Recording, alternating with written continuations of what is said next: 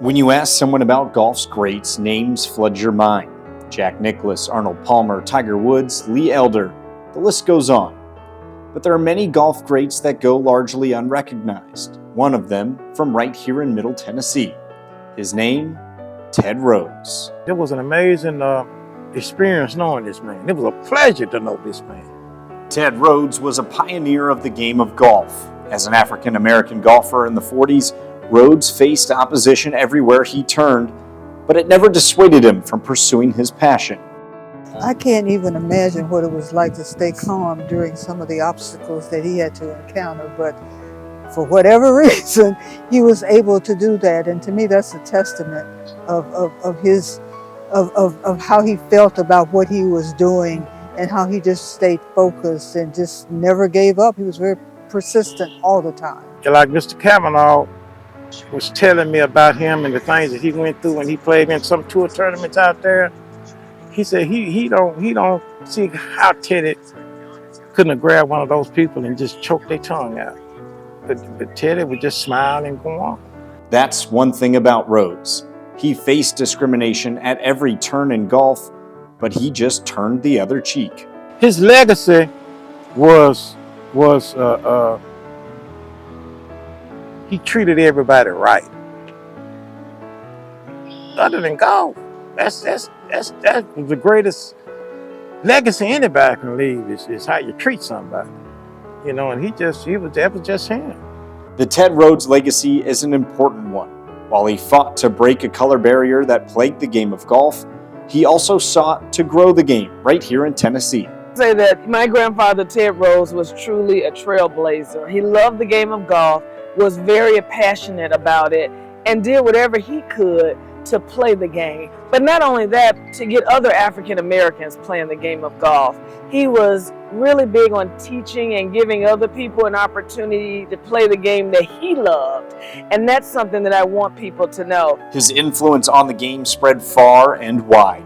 He tutored some of the future greats, including Lee Elder, who became the first African American to play in the Masters. That opened the door for one Tiger Woods, who in 1997 became the first African American to win the major event, and he remembered the names that got him there.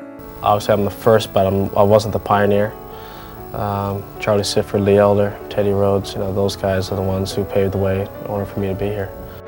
We didn't realize the impact that he had. We never, up until, we all got into it real good and started getting to play in a lot of tournaments and things, that we couldn't play in before, it was because of him. Rhodes was constantly denied entry into PGA-sponsored events because of their Caucasian clause. That didn't stop Rhodes and other black golfers to continue to fight for their place on the professional circuit. While Rhodes was constantly denied a chance to play, there was no denying his abilities. Mr. Kavanaugh said Teddy would have won on the tour. He said Teddy would have won if the people had let him alone. He said, ain't no way in the world that this man couldn't win with that golf swing and the way he hit the golf ball. There's no way on this earth this man wouldn't have won. But he just didn't get to play. Now his name lives on at the Ted Rhodes Golf Course. Originally the Cumberland Golf Course, Rhodes spent much of his life there, up until his very last day. This legacy is keeping this golf course going. This is his legacy right here. The legacy also continues in the foundation that bears his name, which was started by his daughter and is now run by his granddaughter. And the foundation was started to keep my grandfather Ted Rhodes' legacy alive.